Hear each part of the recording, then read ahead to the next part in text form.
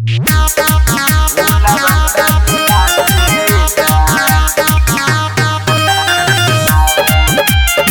By पवन हलचल। Music by Vikesh भोजपुरिया।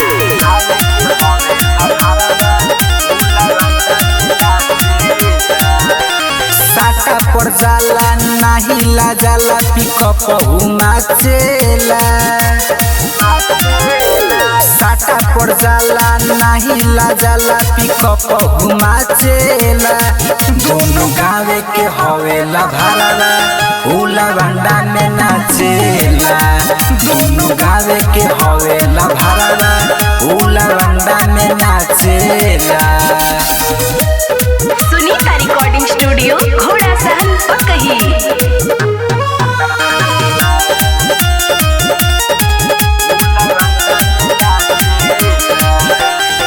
एगो बागोरे एगो बाटे सावर दुनु बाटे दिलदार रे। हरदम हम पे ध्यान रखेला ले आके देला सिंगार रे। एगो बागोरे एगो बाटे सावर दुनु बाटे दिलदार रे। हरदम हम पे ध्यान रखेला ले आके देला सिंगार रे। चले जब झाड़ के गाँव बाजार में धूम मचावेला।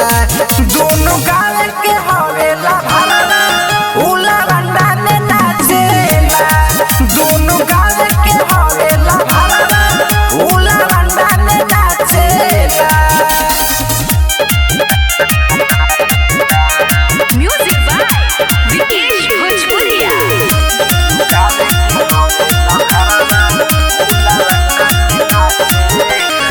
रोजे रोजे के सुनाए सखी ओकर इहे बाटे काम रे। जहाँ जाला उ नाचे रे सखी कब के आवेला नाम रे। रोजे रोजे के सुनाए सखी ओकर इहे बाटे काम रे।